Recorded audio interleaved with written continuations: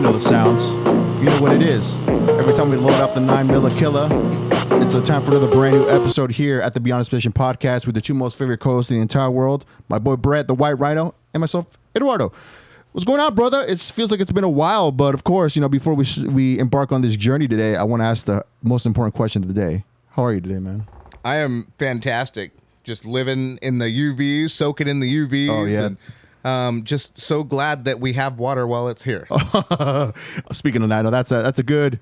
We're gonna talk about that too in this episode as this goes on. But one thing I want to say, we lost a legend today, Brett.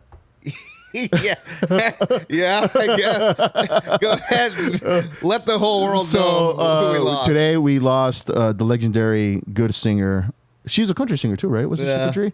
Dolly Parton. So R.I.P. May you be with Tupac up there. You know, hopefully maybe doing a little duet. You know, her singing the chorus to "Run the Streets" would be pretty cool to hear. I hate to be that guy, but no, here we go. Rhino mode right off the gate. I know. Right, let's you shouldn't speak ill of the dead. Yeah. But I think that there was a post that I saw where she was toasting some vino with Jennifer Aniston. Okay. And they were toasting for Azel. Azel. I believe Azel is like a demonic entity. Oh, no. So, I mean, I'm just saying. Rain on my parade, dude. And I'm always that guy in the crowd, what I've noticed. I mean, I'm that guy in the group. Yeah. Like, oh, you don't know the background with so-and-so, do you? Yeah. Yeah, okay. Interesting. I'm also the guy, just so we know that I'm the guy that defends Michael Jackson relentlessly. Mm-hmm. You know, like if anyone tries clowning on him and whatever, like, you know that ain't true, right? And you know that a lot of those rumors came from elsewhere. Yeah. And fabricated for their benefit, you know, in regards to possibly getting more money or just blackmailing them, right? That's pretty much that it. would be a really good dive for us to do one day. We should do a deep dive on some of the claims that were made, some of the accusations, and how so many people came out and said, no, I was under pressure. I did this because of this. Yeah, we should do that one time. Okay, definitely. Well, he definitely earned it. Okay, we'll definitely add it to the agenda. Definitely. If that's something that you folks definitely want to listen to, let us know in the comments when this drops on the YouTube or any of our socials. Which, by the way, I want to remind you too, Brett, or we want to talk about it now. We got one of our clips that's, I guess, considerably going pretty viral in regards to getting a lot of views, which is crazy. Yeah. I think the last time I checked, it was at almost close to 230,000 views. That's amazing. All 230K of you. Right. We love you. Yeah, we love you. Thank you very much to getting that into the algorithm because it is being pushed and we're getting a lot of good conversation, and the conversation is revolving around the flock cameras and all that stuff. So, which is a good topic of discussion to talk about amongst your peers, because I find it that every day I at least run into a couple people, especially where we work. I had a couple individuals, one is a specific individual that we know that he had no clue about these cameras. Yeah. And I've told him, like, yeah, man, this is, it's one of those things where they were placed without acknowledgement or even us letting us know, like, what all this is for. Like, what is the benefit or in regards to our safety, but what it is all entail in regards to these cameras being placed in these high traffic areas, but they're finding them elsewhere. You know what I'm saying? So it's very suspicious. And we're just asking questions. Like I said, we're just asking questions. We're just curious little kids here. So we're definitely, just asking all these questions and whatnot. But in that video, there's a lot of conversation talking about we have to hold people accountable. We have to hold the watchers accountable where they're literally looking into data. Well, so far, 50 plus people or 50 plus, is it police officers have been caught? Yes.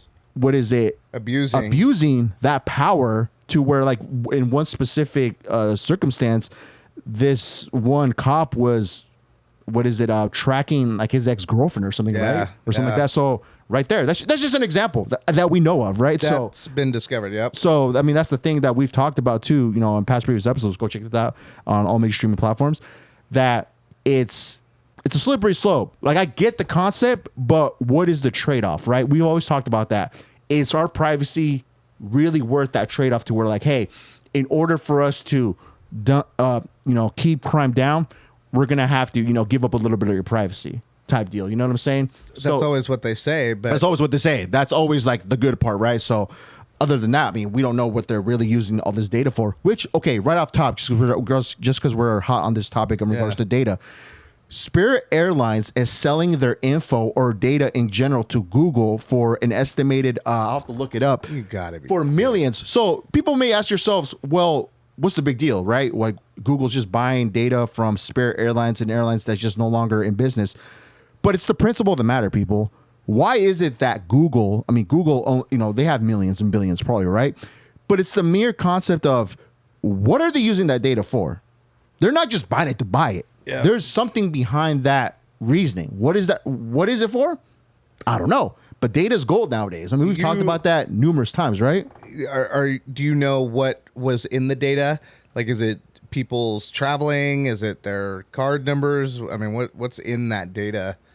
So right here, why Google bid for $10 million? Let's look it up real quick.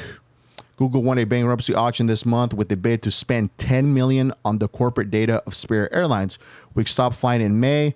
Google's offer beat a $7.5 million bid for the data from an AI company, Mercor. So again, what for? So it says the cache includes 100 million emails and 500 million Microsoft Teams messages and around 30 million lines of code. So they're reading your emails. Yeah, that's pretty much right. But I mean, dude, emails. AI companies have been battling it out this year to make the best AI coding agent, and they have benefited from an abundance of publicly available code to train these models. Dude, I don't want anyone buying my emails. That's the thing, though, right? If you want my emails, you talk to me. Yeah, like ask me first. And then my team's chat log, dude.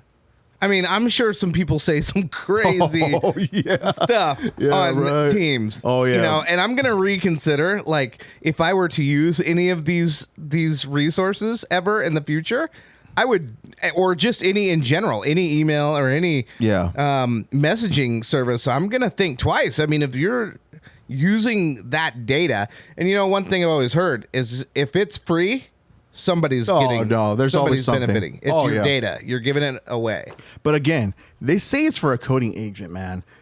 Could be partially the reason why, but I'm not at ease with the fact that a lot of this stuff is almost like, again, for a $7.5 million price tag, Brett. Yeah, but it's got to be important to them, like super important to them. Right. I mean, you're stepping into how people are thinking, how people are talking, what they're talking about, what are their concerns, what is the pulse of the nation, what is the pulse of your customers. But here's the thing, they're going to get what they want. Maybe someone else, another company, wants to know different elements. Yeah. Like, hey, how many people do we have that we think could be socialists, that have socialist leanings in their chat, and then they're just calling us all and all of our data. There's just so much information. It's just insane to me, though. But yeah. Again, people right here, this is just an example, too. They're buying all these people, and they're talking about millions of emails, millions of Teams messages. It's not just a small number, peeps. I mean, think about it. Again, data is gold. It is the new gold for these companies, for AI companies, for Google and all that stuff. For what purpose? They say it's for coding, but who knows at the end of the day. But I want to share that with you real quick. I mean, I just can't believe that this stuff is legal. I cannot believe that this, what do you call it? The terms of agreement that you can sign so much of your freedom away to a private company, and then they can just do whatever they want because, you clicked on agree, Yeah. Yeah. But I thought this was it was an important read just to kind of, let people give them a little scoop of what's going on behind, the curtains and all that. But that's pretty interesting stuff. Yeah. But yeah, you were talking about water, people, agua, H2O, the one thing that we're only able to survive. They say we're only able to survive without water for like 3-5 days, something like that. 3 days. Oh man. 3 days. That, so yeah, after air comes water. After water comes food. Is that how it goes? After food comes us. So let the people know, Brett. So why is water So why is it? Why? Okay, why did we bring it up? I guess that's kind of a good little interest to what we're talking about. As we've been talking about, and as you know, the clips have gone viral.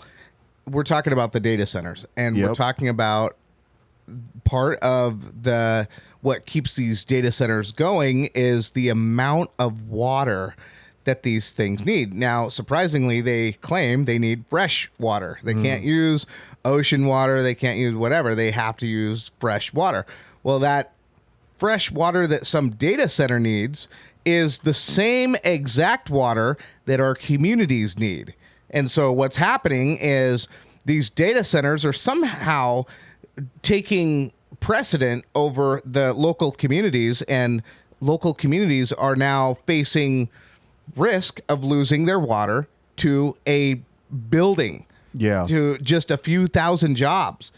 So that's the problem. And so I guess my little tinfoil hat asks, is this being engineered? Okay. And so, you know what, so I came across a video that was just talking about the World Economic Forum, and this, you know, and what we've seen with the World Economic Forum, a lot of these people have come out, and what they do, like Justin Trudeau is from the World Economic Forum. What's her name? Nikki Haley came out of the Economic Forum. So all these politicians, they're being groomed under this group, and they all come out saying the same thing. There's a unified message being around the world, spread throughout the world, that is coming out of the World Economic Forum. And so in this one, they're talking about water. Okay, so let's pull this video up, and we'll just kind of we'll talk about it, give a little brief overview on kind of what we're watching, and go into a little bit of an explanation. Add something just based on what you just said. That's also, of course, true with COVID, right? We are all only as healthy as our neighbor is on our street, in our city, in our region, in our nation, and globally. And did we solve that? Like, did we actually manage to vaccinate everyone in the world? No. So highlighting Stop that. Water. So she just said, were we successful at vaccinating everybody in the world? What did we find out about the vaccination? That it wasn't an actual vaccination. That they told us, they said, you won't get sick if you get the vaccination. And then you find out that you got the vaccination and people got sick. You still got sick. So it wasn't protecting you. It wasn't protecting the other. And so now she's saying that they failed miserably by not getting the world vaccinated, when we already found out that this thing was this rush thing. There wasn't enough information out there. People were trying to get informed consent, and that people were being gaslit, people were being lied to. And so then, you know, she's like doubling down on the fact that she thinks that all of us should have had the little jabby jab. Go ahead. And one thing to note, you know, again, you got to look at the obvious things, right? Didn't Anthony Fauci got called up to Congress to be questioned about things that he was completely wrong about, and he won't talk about pled the fifth on everything. I mean, doesn't that not scream what color red? Is the sky? That's what I'm saying. Like, isn't that wild that this dude was saying he was the science, and the science won't even speak about it anymore? Yeah. Isn't that, I mean, that right there is a red flag. I mean, I don't know about you or anybody else, man. That right there is a clear indicator this dude is BS. And that was the one topic that got us. Oh man, I remember. Yep. On YouTube, and it was, and we were not wrong. We were skeptical. Yeah. We were skeptical. We were asking questions. We were going over data. We were going over information, and yet the little puppet fingers said, strike one, strike two, one more, you're done. Oh yeah, we're living life on the edge over here. But yeah, that's crazy, more or less. Yeah, good point. It's a global commons and what it means to work together and see it both out of that kind of global commons perspective, but also the self-interest perspective, because it does have that parallel. it's not only important, but it's also important because we haven't managed to solve those problems, which had similar attributes. And water is something that people understand. Climate change is a bit abstract. Some people understand it really well. Some understand it a bit. Some just don't understand it. Water, every kid knows how important it is to have water. When you're playing football and you're thirsty, you need water.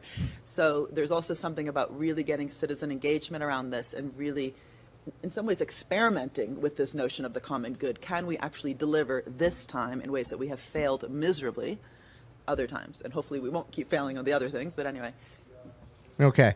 So that's what the video is. So she's basically telling us that our next big fight is going to be water. So water, we've always been able to just drink freely. Are we now going to start seeing limitations? Are they going to start charging a premium if you go over a certain amount of water? Yep. And so you're seeing all this stuff and you're asking, how is this happening? How is this happening? And yet it seems to be that now they're going for our jugular by putting their crosshairs on water. So one little important fact in regards to just these data centers that are popping up everywhere, right? So the water consumption of these data centers rely on millions of gallons of water daily for evaporating cooling, with larger facilities matching the consumption of a city of 50,000 people. Compounding this threat, roughly 2/3 of newer U.S. data centers are built in drought-prone, water-stressed regions like Arizona and Texas. And notice she did not at all in that little video clip criticize data centers one bit. No, yeah, she didn't bring it up. And here that is, I mean, I would love to hear someone from the World Economic Forum talk about, or the World Health Organization talk about, maybe question these data centers. Like, hey, there's a water crisis on our hands, and it just so happens these data centers are sprouting up everywhere. Everywhere, dude. It's crazy. But they just somehow always seem to gloss over the fact how much water these data centers use, and instead they come to us little peons and lay out a framework to start charging us to drink our own water. So here in the U.S., we have between 3,000 to 5,400 operational data centers, depending on how different industry databases define and track the facilities. So roughly 3,000 to 3,700 active data centers operate across the country. That's a lot. More than 1,000 additional projects are planned, approved, or currently under construction. The U.S. holds roughly 40 to 45% of the total data center capacity in the world, making it the largest market globally. And one thing I want to add... That's a lot of data centers, dude. I didn't even know it was that high. You're like, whoa. Yeah, that's scary. So one thing, too, that... I forgot who was saying it. It was some official. I forgot it. I'm horrible at remembering names. But somebody had asked them, what's the important reason, or what is the main objective with having all these data centers like popping up, or why is it so important? Yeah. And his response was saying that we need to stay ahead of China. Like, we need to be able to make sure that they're not ahead of AI and all this stuff. I'm like, so so we're literally in the race, like, to make sure that we're not behind with AI, and regardless if we're going to run through the water and deplete all these areas of water, the objective, regardless of the matter, is going to be just because we want to stay ahead of the race. Screw your water. Like that's pretty much how I'm understanding it, right? Yeah, no, and that's the thing. I mean, it's a good question. I wanted to do some quick math real quick. You said 3,000 to 5,400 operational right now, right? Yeah. Where was the water usage?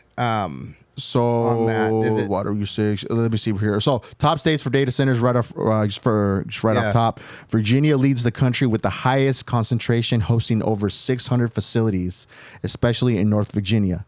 Yeah. Texas ranks second with roughly 400 to 500 facilities. California ranks third with over 300 facilities. Yeah, 300. California, Silicon Valley, Virginia. That's definitely the alphabet agencies. Yeah. So right here, the water consumption right here? Yeah, so it says data centers rely on millions of gallons of water daily for evaporative cooling. But okay, so they don't have a number. They say millions. I mean, so if you just say millions, am I saying what, 3 million? Am I safe to put in 3 million? So 3,000 data centers times, let's just say 3 million. On the low end, they're using 9 trillion gallons of water, right? And then let's just go 5,400, right? Times 3 million. That's insane. Oh my gosh, that number's so big. It's 16.2 trillion gallons of fresh water. Hey, these are more Water important that than humans, we though. can't Hey, drink now. Yeah, they're more important than humans, Brett. So we're gonna have to give up our water for their benefit, Dude. whatever that is. Insane, people. Insane, and this is happening. And one thing too, it seems like they're getting the okay, regardless if the people from different communities around the areas where these things are trying to place them at. They're kind of superseding the fact that people are totally against it. People are having these community hall meetings and all that, saying they're totally against it. There's some areas where there's some currently at around neighborhoods, and they're saying that the loud noise, their water being affected, their water being polluted, not enough water running through their system, like their houses and all that anymore. I mean, people, this is a real thing. I mean, this I feel like it's mostly over in the East Coast, right? That's for you. Did you get me some water? Yeah. Yeah. Speaking of that, right? No more. You better enjoy that too. It's gonna be cold here soon. I will while we can. Thank you. But it's insane, man. It's a serious thing. And another negative effect of this is also, let's see, the heat pollution. Data centers release enormous amounts of waste of heat into the surrounding air. Research from organizations like Arizona State University indicates that clusters of operational data centers can elevate outdoor temperatures in downwind neighborhoods up to 4 degrees. So that lady that was just talking about, she was just saying how climate change, some people really understand it, some people not so much, some people not at all. She did again. Now you're seeing these data centers are bad for the environment. Yeah. And she didn't say anything about that either. Doesn't care. She's got a bigger They have an agenda. Yeah, they have an agenda. So another thing too, the rising consumer electric bill, because massive server farms require extensive transmission infrastructure and massive base load energy. Local utilities must fund costly grid upgrades. These infrastructure costs are frequently passed directly to local residents through sharply increased electricity bills. So there you go. No water and a higher electricity bill. Did you just get a new smart meter? I don't know. I think we still have our old one. I think I got an email from our one? power company, and they said they were going to come out in the neighborhood and replace them. And yesterday, mine got replaced with a smart meter. Oh, dude, yeah, they're able to log into it via Wi-Fi. They can just look at the numbers and all that. I don't know. I mean, well, with something like this, it's going to make your electricity bill go up. And it's like, again, why? Why? I know. I don't get it. Like, why do we need a bunch of these just popping up out of the woodwork like nothing? It's crazy to me. And like I said, with us, we should have a say in this. Like, just because of the benefit of these companies putting it up, it's like you want to make. Obviously, they're going to make some kind of money off this, or whatever it is that they're putting these all out there for. But you're just gonna say, screw what these locals have to say that have to be living around these centers and all that. Yep. You just. And it's not like we're living for free. We are paying taxes. Dude. We are paying more taxes now than we've ever paid in our lives before in history of paying taxes. So let's go into conspiracy mode. Sorry to cut you off. Let's go into conspiracy mode. What is one conspiracy you believe that these are being built for? And I think you shared with me a little bit off it, but I want you to go. I want you to go just be public with it. Yeah, be public with it. Be public with the underground. Yeah, yeah. I mean, for the underground. When we come around, yeah. I will always be. I mean, no matter how much I try to run from the '90s hip hop, I just always find myself going back into that little warm bed. But no, I think that they are. I think it's feasible, and I think they have all these data centers. there have been multiple conspiracies talking about a tunnel network that goes, within the national park. They've talked about all the missing children.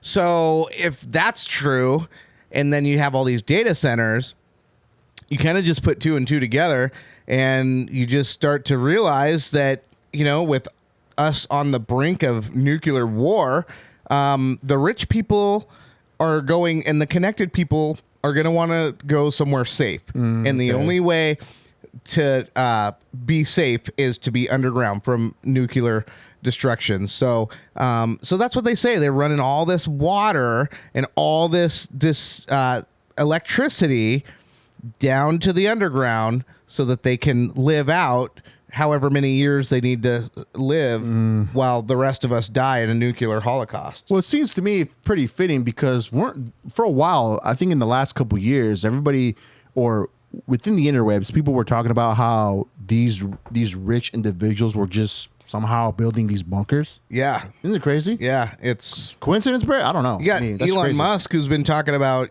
boring tunnels in Las Vegas and Los Angeles and saying it's just for the Teslas, but who knows what other holes he's boring, I'm sure it does more than just, he's got a whole framework. Now you can drive your Teslas underneath there and you've got all the electricity you want. And that's what they're going to be running off. They're all going to be electric cars. So true. Elon Musk is definitely in on this. Okay, so another one, which we talked about too, that seems pretty fitting for this is also the secret mass surveillance hubs. A long-standing theory asserts that municipal data centers built under commercial alliances, such as, quote, Project Blue or Project Tulip, are actually shadow NSA or CIA operations intended to log, spy on, and store the digital communications of every local citizen. And another thing, in 2013, Edward Snowden leaks proved that the intelligence agencies do utilize specialized data centers for surveillance, such as the Utah Data Center. The vast majority of local data centers are entirely commercial. They use code names during development strictly to keep competitive tech secrets hidden from rival companies until land and utility deals are finalized. I believe that one too, though. I do believe that one. What about you? Where do you lean on all this? I think it's a mixture of things. To me, I do believe it's really heavily tied to AI, of course.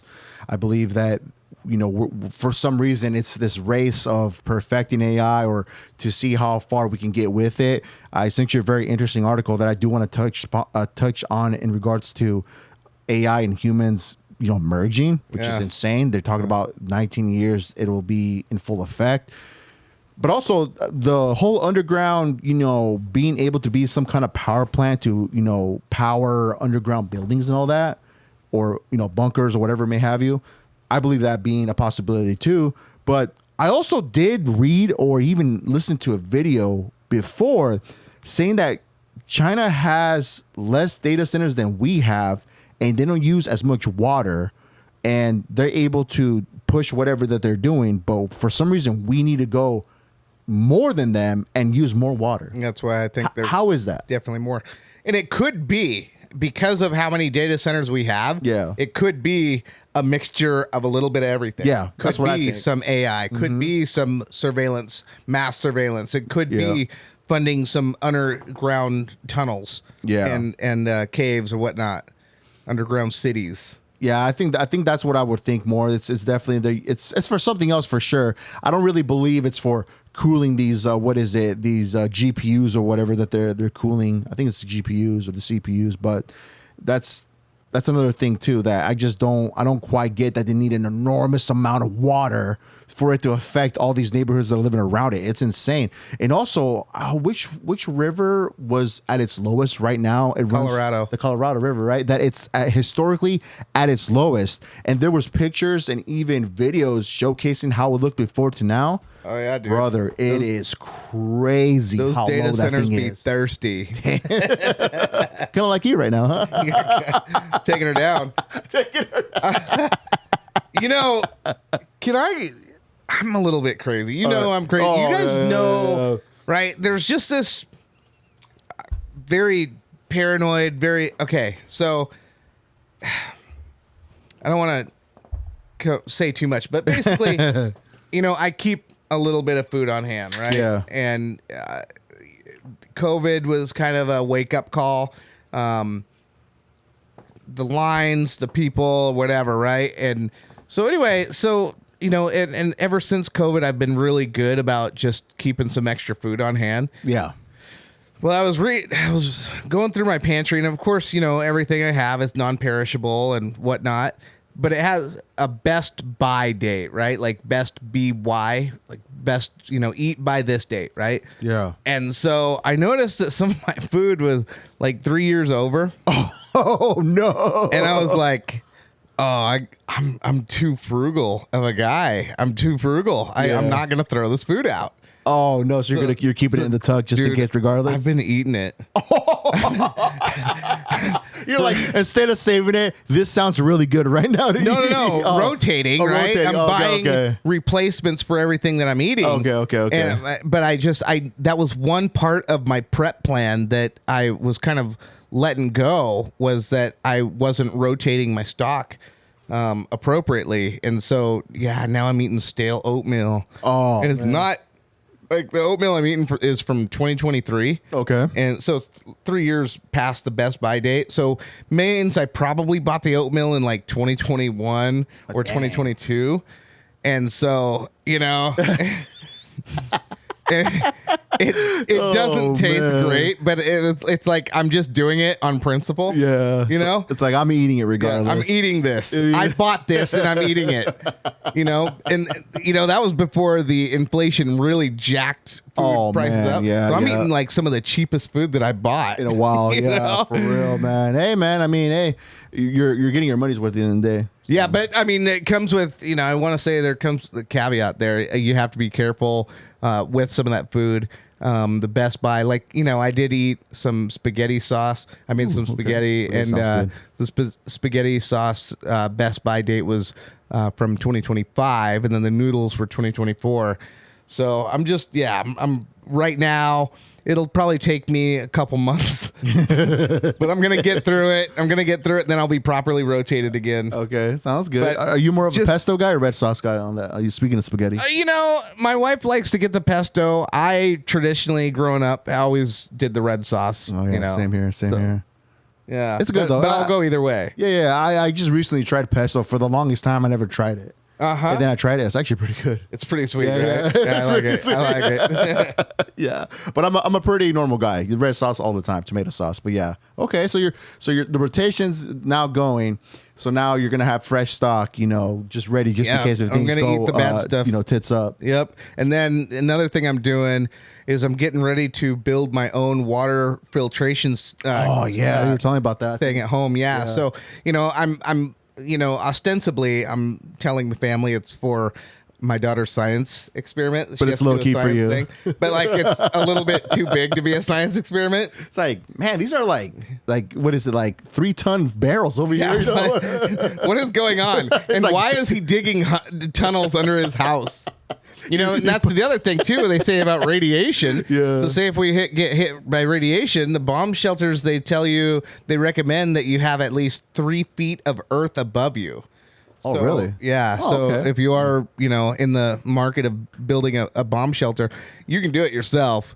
But yeah, if you have the space or whatever, might be a good idea. If all the rich people are going in tunnels and building these underground bases, I think it's time. I would think you might want to be sort of following that. Think about it. Yeah, you might want to think about it. Give it some thought. Definitely, yeah. But at least 3 feet of earth above you is what they say to be able to block as much of the, I think they say 80% of the radiation. Oh, okay. Good to know. 3 feet. That's not that deep, actually, right? That's not that deep, but I mean, it is when you just have a shovel. Yeah.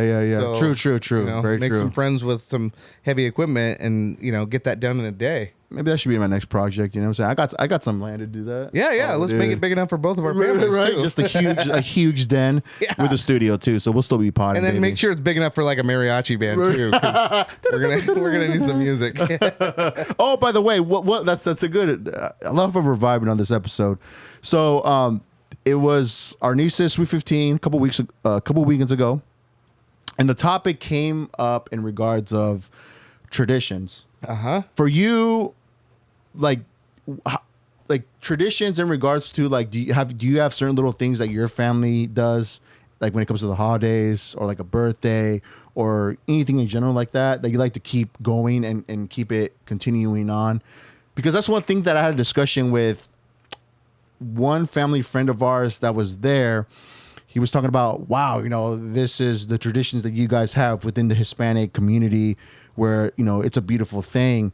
And I was saying it is. I mean, it really is, because it's one of those things where it's almost, especially in a Sweet 15, right? A quinceañera, you're watching a little girl transcend to becoming a young lady, a young woman, right? Mm-hmm. So it's a beautiful thing, but it's not happening as much anymore. And there was a stat that they gave out one time when we went to a wedding.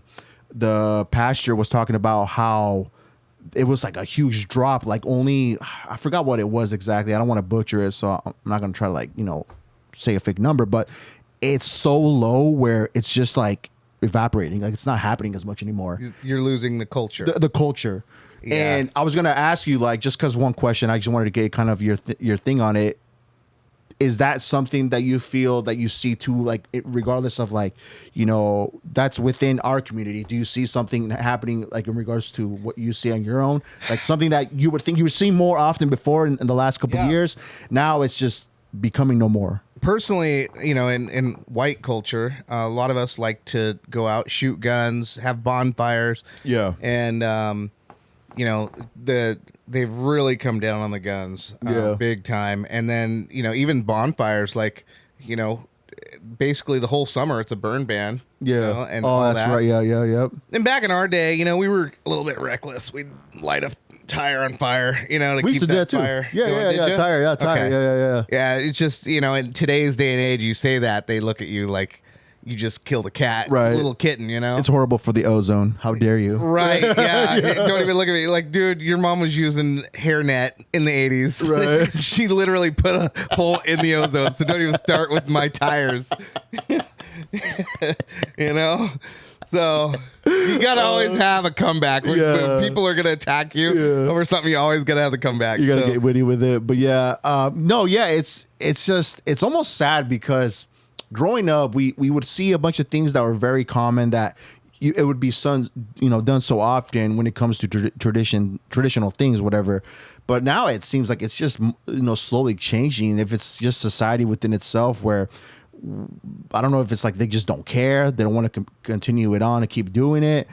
I don't know, man. It's just kind of, that's how things get lost and just forgotten. And then people look back at it, it's like, man, that was crazy that you guys were doing X and Y, whatever. Yeah. Now it's like no more. You know what I'm saying? Yeah, no, it is. It's hard, and it's funny that you say that because my daughter, she's half Filipino, Mm-hmm. and every time we go to the Philippines, I always tell her, like, this is your culture too. Yeah. So don't forget about this. Yeah. And just really embrace it and appreciate everything that they have here, because they are so rich in their culture. In fact, my joke is that I always call the Filipinos, no offense to Filipinos at all, but I call them the Asian Mexicans. Because, yeah. And it's because I don't mean any offense to that. I say it as a joke to sound like that, but the reality of it is, the Philippines was colonized for 300 years, and so they have kept a lot of these Hispanic traditions there. Yeah. And I remember, like, there's a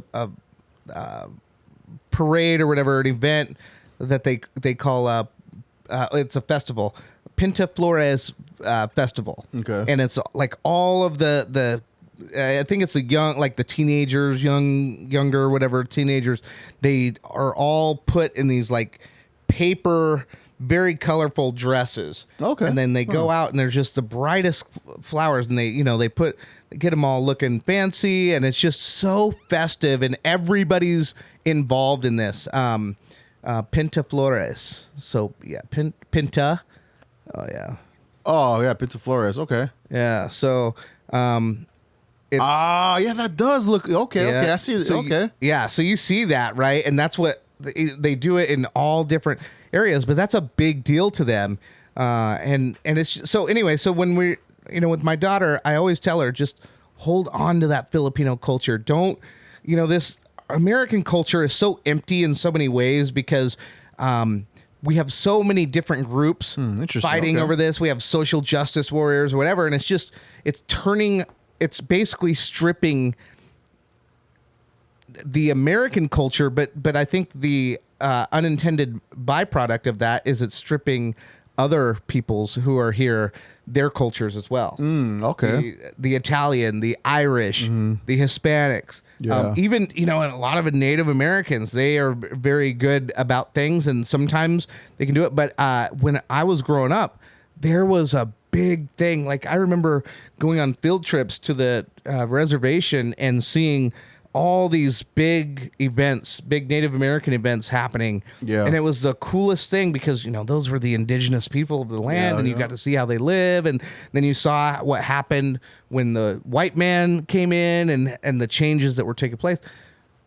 But it just seems like it's just all fading. Yeah. And I think there's just something really, really wrong with this new culture that we're making where everybody's offended at everything. Yeah. Because, it takes away from all this because you can't throw an event on without somebody saying, oh, well, that's not PC. Yeah. That's not appropriate. Yeah. That's offensive. It was one thing that I wanted to bring up on the pod because I was, we were there and we were, she was having a good time and, we were happy to see, because it got me a little bit emotional because here, I look at her dad, they're sharing the father and daughter dance.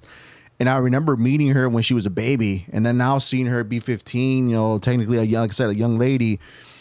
It just reminds me like time flies by so quick, but it's such a beautiful thing to see. Like we're celebrating her, she's been raised good from a good loving family.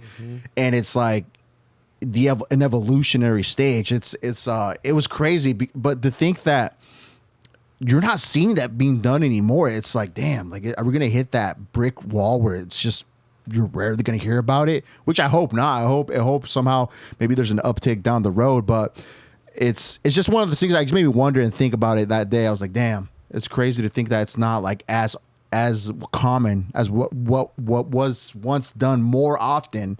I remember when I was younger, like it was every other weekend you would hear of one going on. Now it's nothing more. Not that much. That's wild. Dang, it's crazy. But yeah, sorry to get off topic, but just one thing. Not because ICE was in the neighborhood, is it?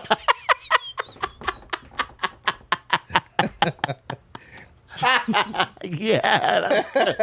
I mean, I don't know. That could possibly be it. I don't know. I don't know. I mean, that's a good one. Too soon. I'm the guy. Can't bring him anywhere. Oh, man. There's times, man, we were talking. He's just like, dude, you like to take it up a notch.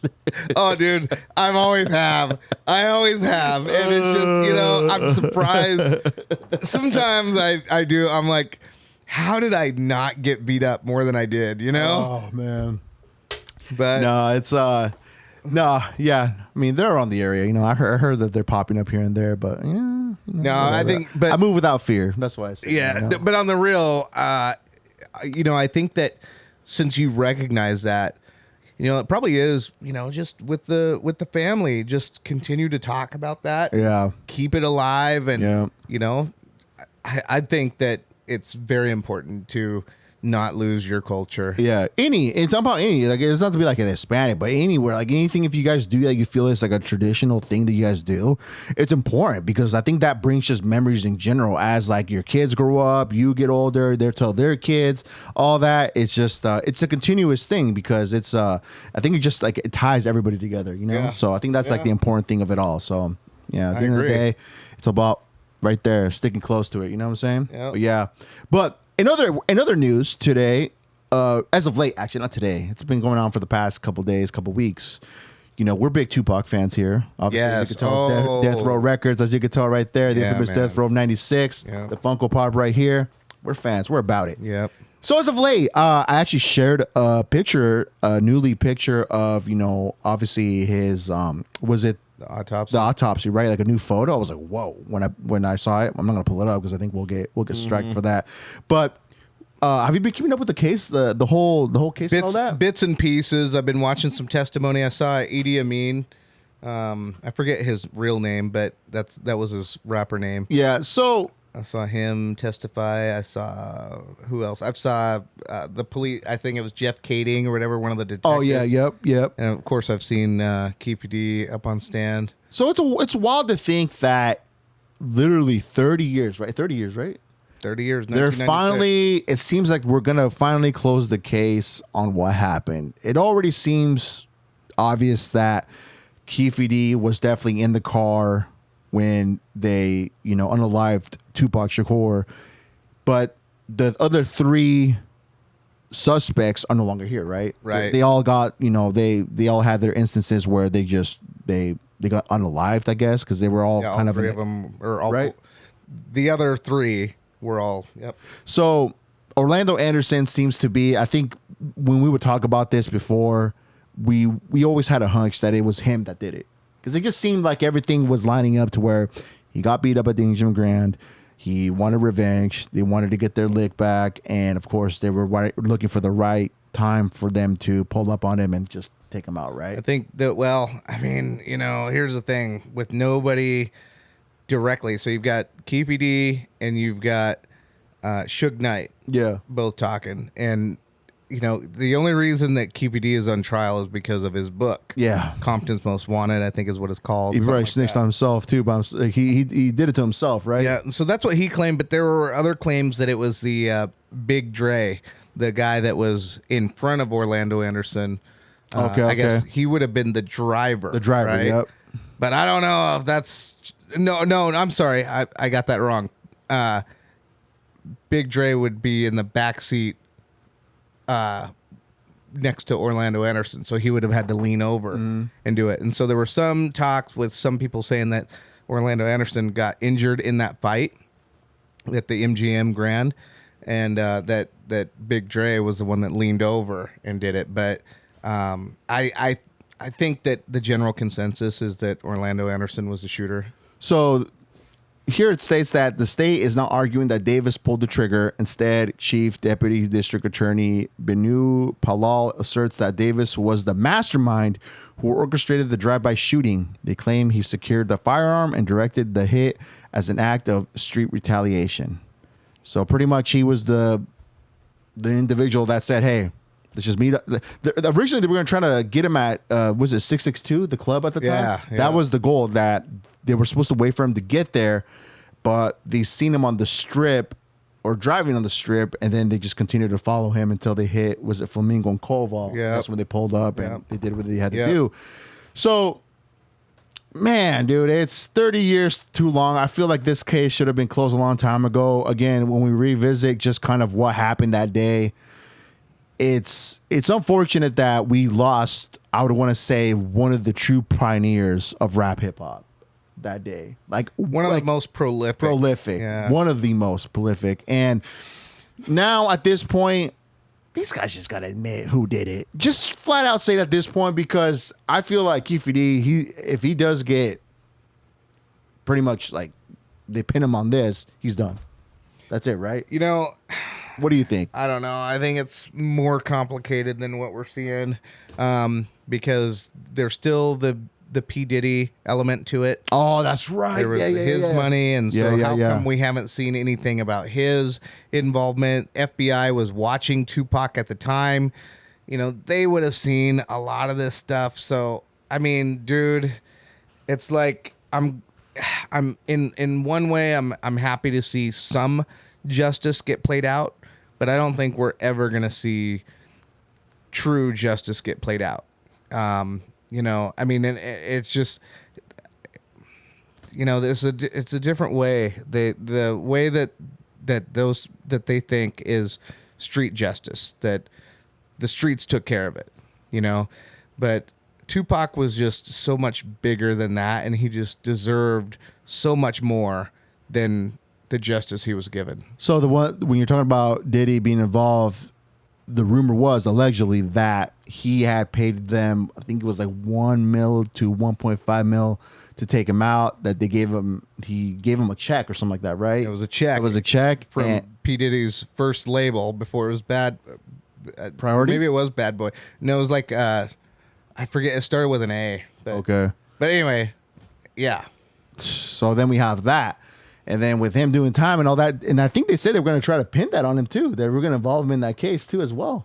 That they were going to try to involve him. I was like, dude, this is getting, yeah. I mean, you're talking about 30 years. It's going to be very hard to pin.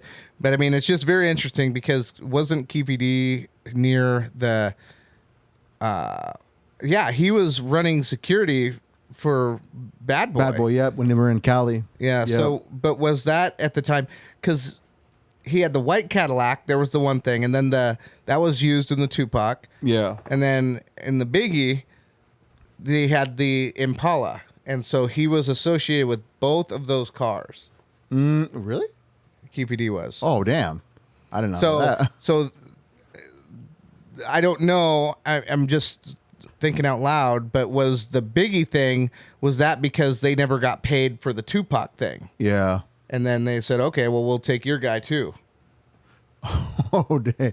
So yeah, the bounty. Davis claimed that Diddy offered $1 million to have them taken care of, proposing Two a different payments. $500,000 payout for each victim. And according to the tapes, Davis stated Diddy was terrified of Suge Knight and deeply upset by Pac's aggressive diss tracks targeting Bad Boy Records. When asked by police if Diddy played a role in the murder setup, Davis answered, "Yeah, I think he did."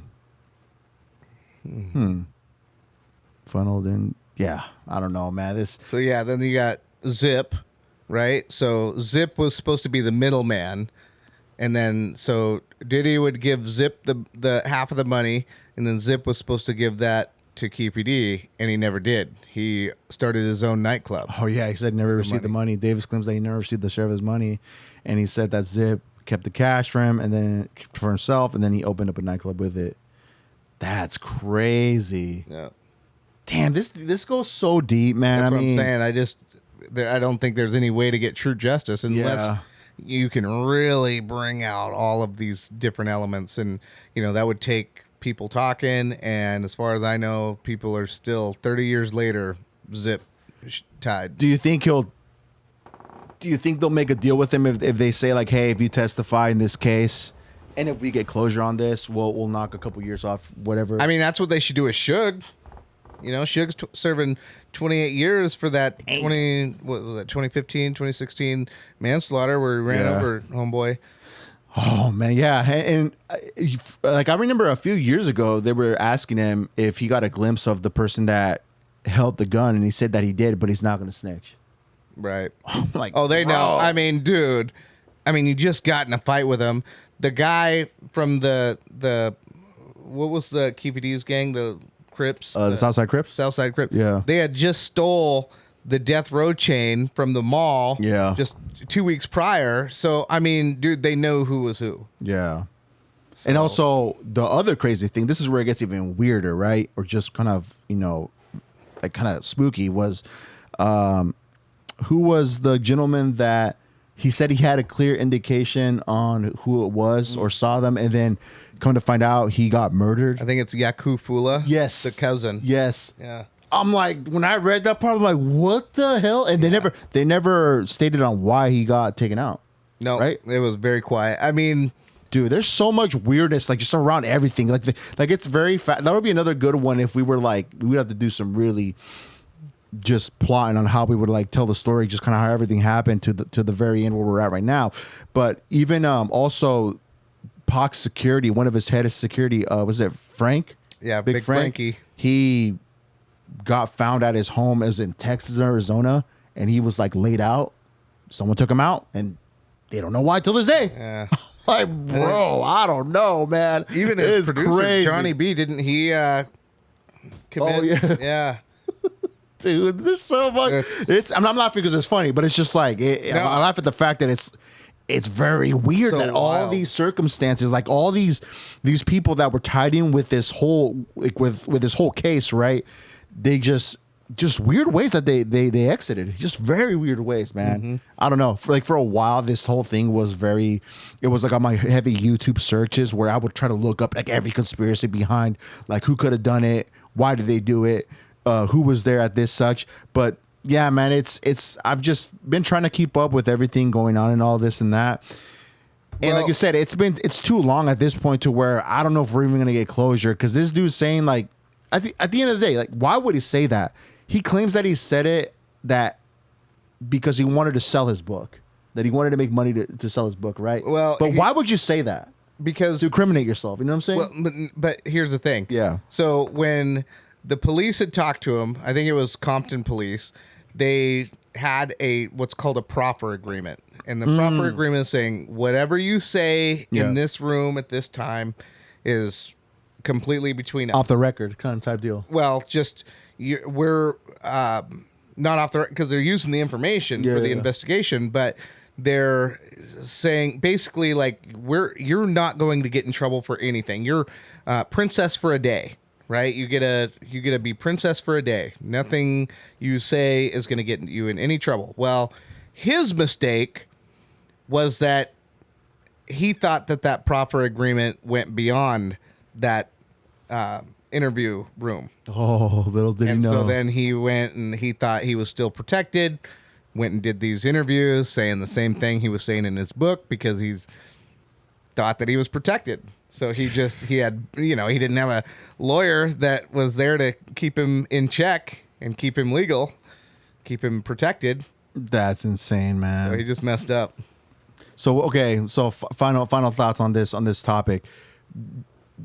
Where do you think it'll lead off at? Do you think they're gonna do you think that the other lawyer is gonna try to pin this, or the lawyers are gonna try to just pin this on him so they can just close the case? 30 years later, close the case and just call it good at that point? Or how do you think this is going? Are they gonna drag it out and it's gonna be like a mistrial? Like they're not gonna have enough evidence, or all this and that? I think that they have enough evidence to definitely find him liable of some sort. Yeah. Is he going to get popped with murder? I don't know. Conspiracy, I don't know. do you think? Definitely something like that. Yeah. Something. But it's been so long with so little evidence other than his admission. But as far as forensics, I mean, what do you have? What do you have other than, I haven't heard anyone say, yeah, I saw Keefe D in that car. No, Yeah. The only person who said that Keefe D was in that car was Keefe D himself. Yeah. And the fact that nobody else is talking, man. I mean, they're sticking to that code of, I'm not going to snitch. That's not what I'm going to do. It's like, man, though. And all the people that were willing to talk are out of the game. That's crazy. But, that way, I can't go without saying this. The person that I really find the most innocent out of all of this was Biggie.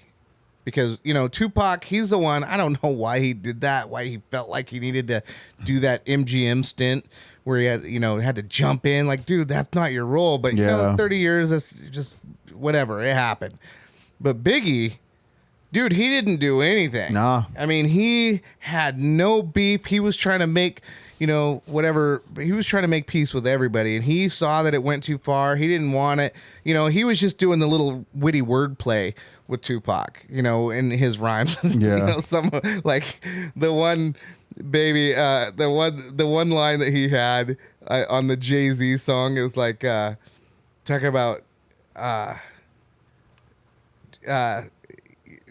basically Faith Evans cheating on him, like named the Tupac, pregnant with twins, Tupacs, something like that. It was just so funny. He was so witty, but he was the most innocent, and it was just like, Suge Knight and Diddy, they had their beef, and they had their beef in Atlanta where someone from Diddy's team took out one of Suge Knight's best friends. Mm-hmm. There was all that background. And so there was literally blood between those two.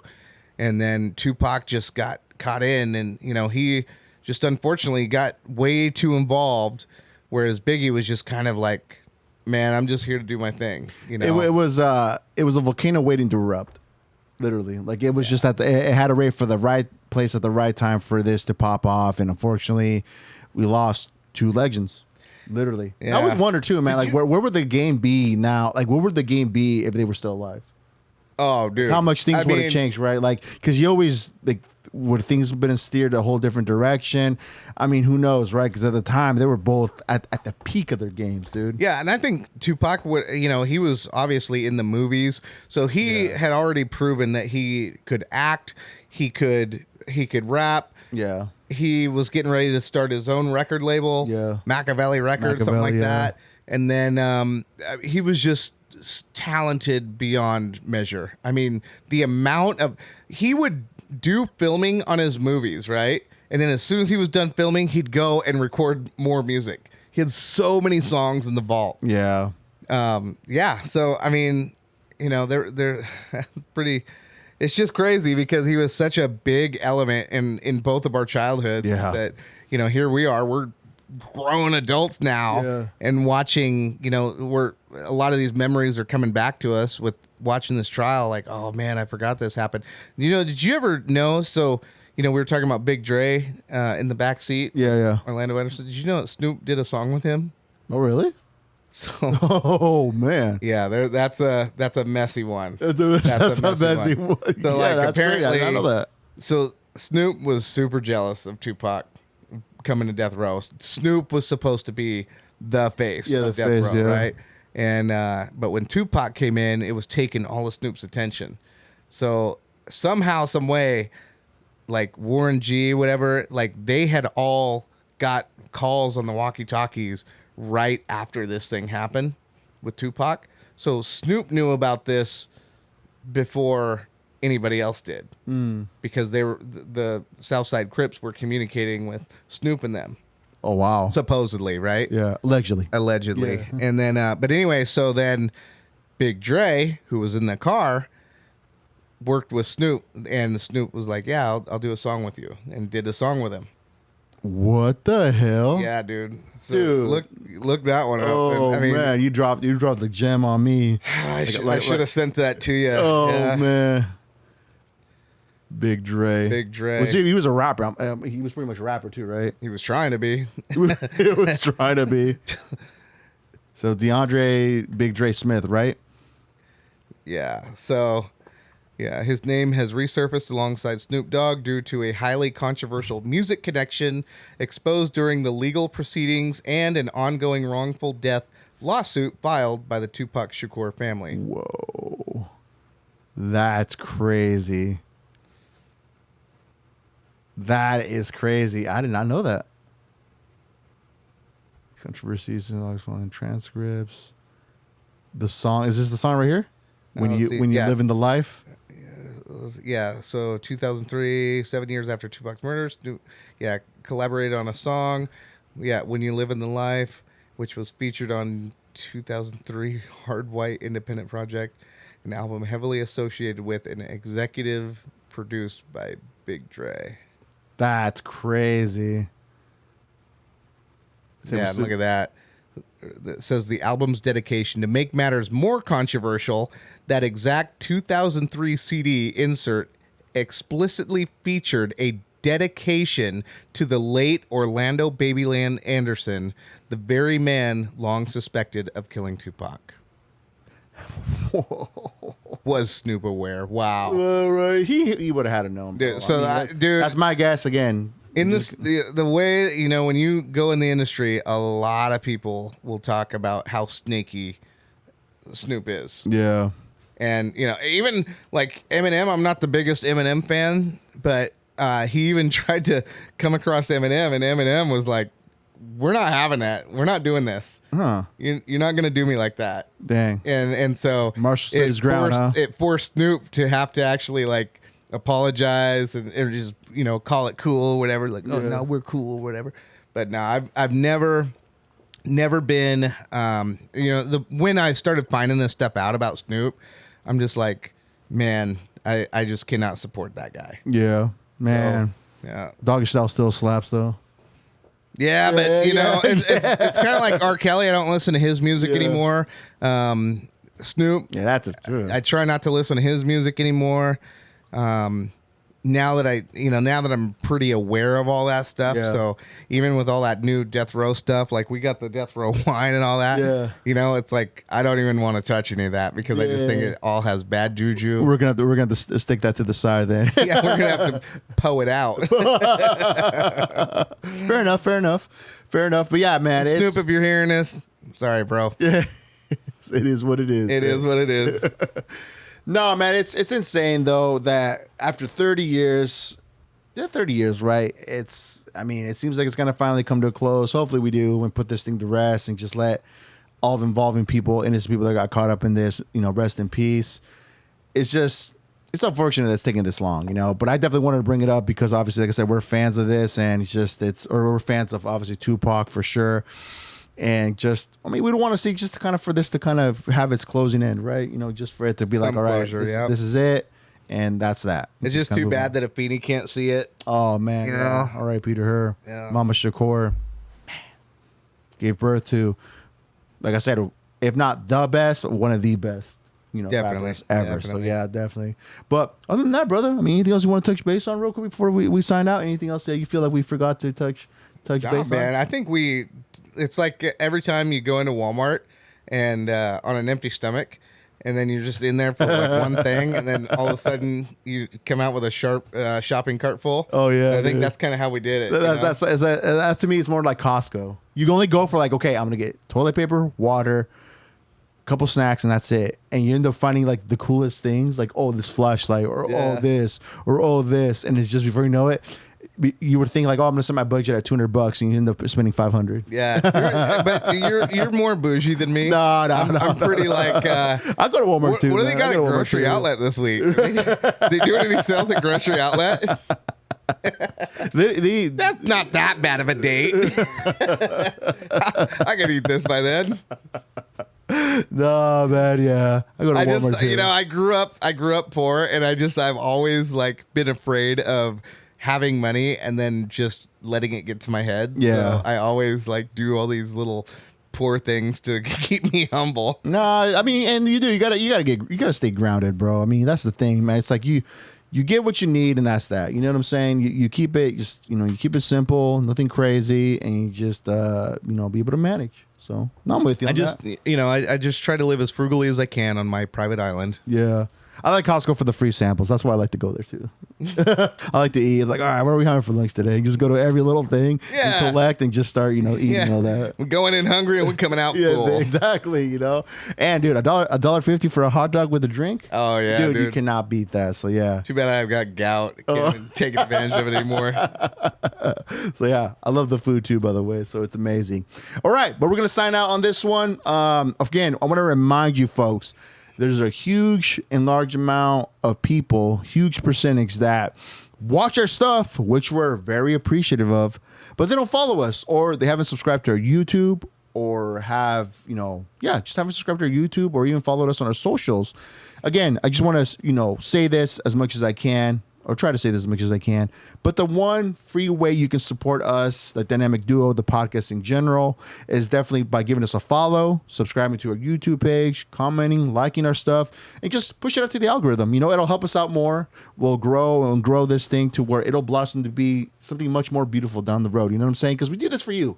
We do this to entertain you folks. We do this just to, give you something to listen to on an everyday basis, whether you're at work, you're working out, going for a walk, going for a jog, or you just want to listen to it while you're just, kicking back at home. You put on the YouTube and we're on the big screen and just, bring some entertainment to you.